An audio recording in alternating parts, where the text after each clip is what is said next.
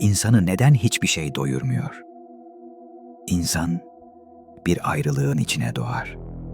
İnsan dünyaya geldiğinde yalnızca hayata başlamaz. Bir ayrılığın içine düşer. Bunu ilk anda bilmez. Adını koyamaz. Nereden ayrıldığını hatırlamaz. Neyi özlediğini söyleyemez. İçindeki eksikliğin nereden geldiğini açıklayamaz. Yine de o eksiklik oradadır. Çocukken bunu açlık sanır. Korku sanır. Yalnızlık sanır. İlgi ister. Ses ister. Dokunulmak ister, görülmek ister. Sonra büyür insan. Beden büyür. Dil gelişir. Akıl hesap yapmayı öğrenir. Hayatın içinde yer edinir. Kendine bir isim, bir meslek, bir çevre, bir düzen kurar. Fakat içindeki o eski boşluk tamamen susmaz. İçinde açıklayamadığı bir hasret taşır. Bu hasretin adını herkes başka koyar. Kimi buna ruh der, kimi öz der, kimi kaynak der, kimi iç ses der, kimi de yalnızca içimde tamamlanmayan bir şey var der. Adı değişir. Hissi değişmez. İnsan dünyaya bir ayrılığın içine doğar. Sonra bütün ömrü boyunca o ayrılığın sesini kısmaya çalışır. Bir insana tutunur. Bir eve tutunur. Bir işe tutunur. Bir başarıya tutunur. Bir alkışa, bir makama, bir paraya, bir dileğe tutunur. Bunların her birinin kendi değeri vardır. İnsan sevebilir, çalışabilir, kazanabilir, başarabilir, birine bağlanabilir. Bir hayalin peşinden gidebilir. Buradaki mesele bunlara sahip olmak değildir.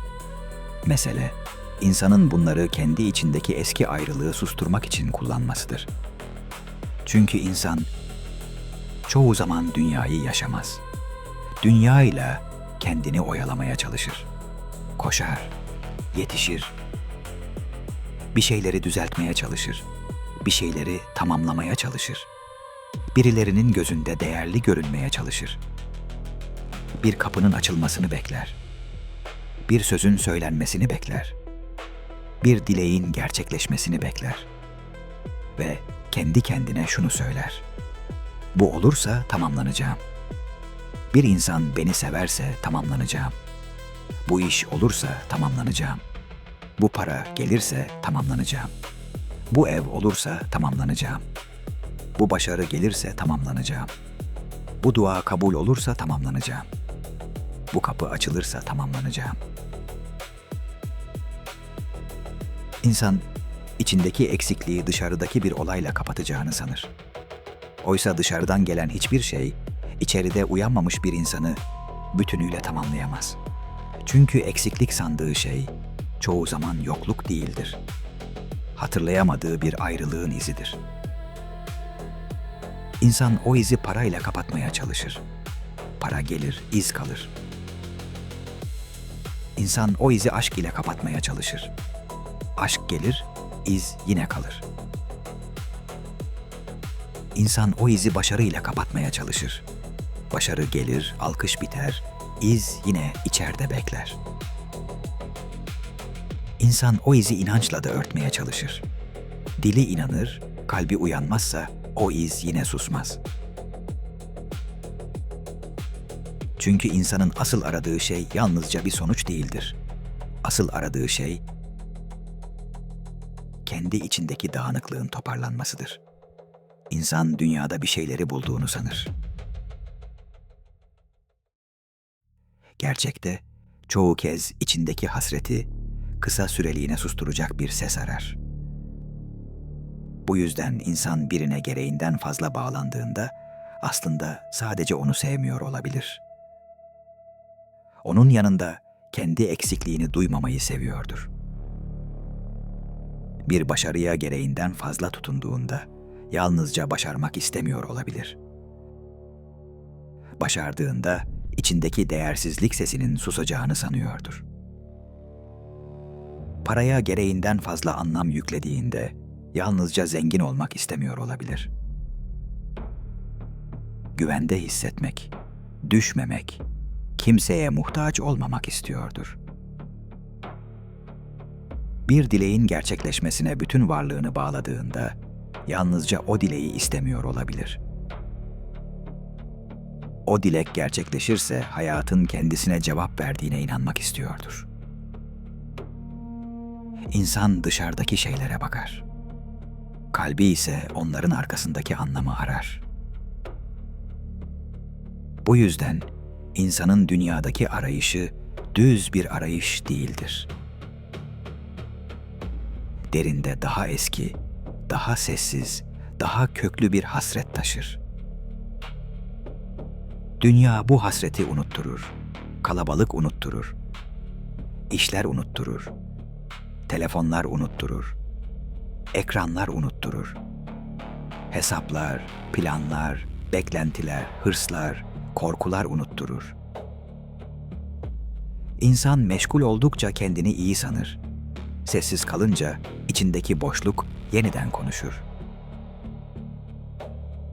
Bu yüzden insan sessizlikten kaçar. Tek başına kalmaktan kaçar. Kendi içine dönmekten kaçar. Çünkü insanın içinde yalnızca düşünceler yoktur. Ertelenmiş yüzleşmeler vardır. Susturulmuş sorular vardır. Adı konmamış hasretler vardır. Dünya telaşıyla üzeri örtülmüş eski bir ayrılık vardır. İnsan o ayrılığı duymamak için dışarıya dağılır. Bir gün daha çok çalışır. Bir gün daha çok konuşur. Bir gün daha çok tüketir. Bir gün daha çok gösterir. Bir gün daha çok ister. İstekler çoğalır. İçteki boşluk küçülmez. Çünkü insanın içindeki hasret yalnızca sahip olmakla kapanacak bir boşluk değildir. O hasret, insanın kendine dönmesi için içeriden gelen çağrıdır. İnsan bunu fark etmediğinde dünyayı yanlış okur. Sevdiği insanı kaynak sanır. Oysa o insan yalnızca aynadır. Kazandığı parayı güven sanır. Oysa para yalnızca araçtır. Ulaştığı makamı değer sanır. Oysa makam yalnızca geçici bir yerdir. Duyduğu alkışı varlık sanır. Oysa alkış yalnızca dışarıdan gelen sestir. İnsan dışarıdaki şeyi mutlaklaştırdıkça kendi merkezinden uzaklaşır. Bir şeye gereğinden fazla anlam yükledikçe o şeyin etrafında dönmeye başlar. Sonra insan kendi hayatının merkezinde olduğunu sanır. Gerçekte korkularının ve tutunmalarının etrafında dönüyordur. İşte dünyanın en büyük aldatmacası burada başlar. İnsan kendini özgür sanır. Çünkü seçtiğini düşünür, istediğini düşünür, koştuğunu düşünür, yön verdiğini düşünür. Oysa çoğu zaman insanı yürüten şey arzu değildir. Eksikliğini duymama çabasıdır. Bir yere varmak ister. Çünkü olduğu yerde kendisiyle kalmak ağır gelir. Birine tutunmak ister. Çünkü kendi içinde ayakta durmak zor gelir. Bir şeylere sahip olmak ister. Çünkü çıplak varlığıyla değerli olduğuna inanmak güç gelir. Böylece insan içindeki ilk ayrılığı dünya uğraşlarıyla örter. Gündelik hayat bu örtüyü kalınlaştırır. İnsan ne kadar meşgul olursa içindeki sesi o kadar az duyar. Ne kadar çok şeye sahip olursa kendini o kadar tamam sanır. Ne kadar çok onay alırsa kendini o kadar var sanır. Fakat insanın içindeki eski hasret hiçbir dış sesle tamamen susturulamaz. Bir an gelir. Kalabalık da yetmez. Başarı da yetmez. Para da yetmez. Sevgi de yetmez. Alkış da yetmez. İnsan kendi içinde hala bir yerin boş kaldığını hisseder. Bu boşluk ceza değildir. Bu boşluk insanın içindeki derin çağrıdır. Çünkü insan sadece dış dünyaya ait değildir. İnsan yalnızca bedeninden, adından, işinden, sahip olduklarından ibaret değildir. İnsan daha derin bir yerden gelir gibi yaşar. Daha derin bir yere aitmiş gibi özler. Daha derin bir anlam arar. Bu yüzden insan yalnızca yaşamak istemez. Anlamlı yaşamak ister. Yalnızca sevilmek istemez. Gerçekten görülmek ister. Yalnızca başarmak istemez. İçindeki değerin onaylanmasını ister. Yalnızca inanmak istemez. İnandığı şeyin içinde uyanmak ister. İşte fark burada başlar. İnsan dışarıdaki şeyleri bırakmak zorunda değildir. Dünyadan kaçmak zorunda değildir. Sevmekten, çalışmaktan, üretmekten, istemekten vazgeçmek zorunda değildir. Asıl mesele dünyayı terk etmek değildir. Asıl mesele dünyayı içindeki boşluğun yerine koymamaktır. İnsan sevebilir. Sevdiği insanı kendi eksikliğinin ilacı yapmadığı sürece. İnsan kazanabilir. Kazandığı şeyi kendi değerinin kanıtı yapmadığı sürece. İnsan başarabilir. Başarısını varlığının tek anlamı yapmadığı sürece. İnsan inanabilir. İnancını uyanış yerine alışkanlık yapmadığı sürece. Çünkü insanın asıl meselesi neye sahip olduğu değildir. Neye neden tutunduğudur. Bir şeye tutunmak ile onu sevmek aynı şey değildir. Sevgi insanı genişletir. Tutunma insanı daraltır. Sevgi insanı diri tutar. Tutunma insanı korkuya bağlar. Sevgi insanı dünyaya açık kılar. Tutunma insanı kaybetme paniğine mahkum eder.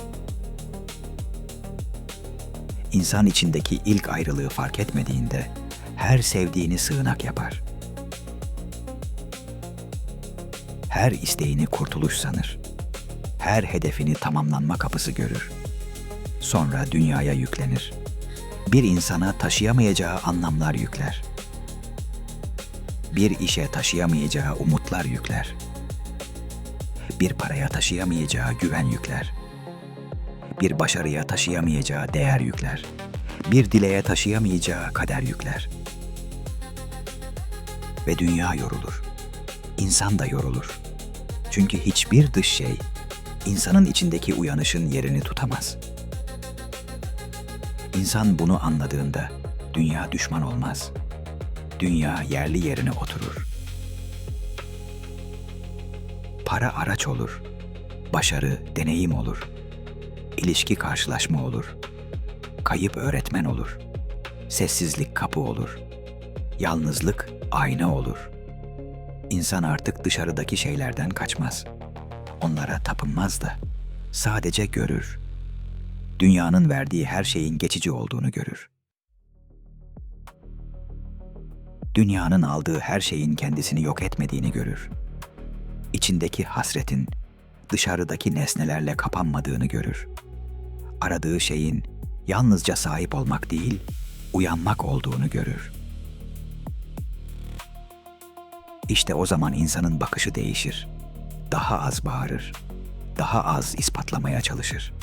Daha az tutunur. Daha derin duyar. Çünkü artık anlar. İnsanın içindeki eksiklik dışarıdaki şeylerin azlığından doğmaz. İnsanın kendi özünden uzak düşmesinden doğar. Ve bu uzaklık yalnızca daha çok sahip olarak kapanmaz. Bu uzaklık insanın kendine dönmesiyle anlam bulur. İnsan dünyaya bir ayrılığın içine doğar. Bu ayrılığı unutmak için dünyaya dağılır. Dünyanın işleriyle, istekleriyle, korkularıyla, vaatleriyle kendini oyalamaya çalışır. Fakat insanın içinde susmayan bir yer vardır. O yer insana şunu fısıldar: aradığın şey yalnızca dışarıda değil, aradığın şey senin içinde uyanmayı bekleyen tarafta. Belki de insanın bütün yolculuğu budur. Dışarıda aradığını sanırken içeriye çağrılmak. Sahip oldukça tamamlanacağını sanırken sadeleştikçe kendini duymak. Dünyayla oyalanırken özünden gelen sesi yeniden fark etmek. Çünkü insan dünyaya yalnızca yaşamak için gelmez. Hatırlamak için de gelir. Neyi hatırlamak? Kendi değerinin sahip olduklarından büyük olduğunu, kendi varlığının alkıştan önce geldiğini, kendi içindeki hasretin, dünyadaki hiçbir geçici şeyle bütünüyle kapanmayacağını ve aradığı kaynağın dışarıdaki nesnelerde değil, içindeki uyanışta başladığını. İnsan bunu gördüğünde ayrılık yalnızca acı olmaktan çıkar. Bir fark edişe dönüşür. Çünkü insan içindeki ilk ayrılığı anladığında dünyadaki bütün tutunmalarını yeniden okumaya başlar. Neyi gerçekten sevdiğini görür. Neye korkudan tutunduğunu görür. Neyi değer sandığını görür. Neyi kendinin yerine koyduğunu görür. Ve en sonunda şunu anlar: İnsan dünyada kaybolduğu için eksik değildir. İnsan özünden uzaklaştığı için eksik hisseder. Bu yüzden dünya telaşı insanı uzun süre oyalayabilir. Fakat insanın içindeki hasreti tamamen susturamaz. Çünkü bazı çağrılar dışarıdan gelmez. İçeriden yükselir. Ve insan o çağrıyı duyduğu gün aradığı şeyin adını değiştirmeye başlar. Artık ona sadece aşk demez. Sadece başarı demez. Sadece para demez. Sadece kader demez. Sadece dilek demez. Daha derinden bakar ve anlar. Bütün bu arayışların altında tek bir soru vardır: ben nereden koptum ve neye dönmeye çalışıyorum? İşte insanın uyanışı burada başlar. Buraya kadar dinlediyseniz, bu yolculuğa gerçekten eşlik ettiniz demektir. Yorumlarınız ve beğenileriniz bize güç verir. Çünkü bu kanal yalnızca konuşmak için değil, birlikte düşünmek, birlikte anlamak ve birlikte uyanmak için var. Bu video sizde bir yere dokunduysa, bir beğeni bırakmanız bize destek olur. Düşüncenizi yorumlara yazmanız ise bu yolculuğu büyütür. Kendinize şunu sorun: ben neyin açlığını çekiyorum?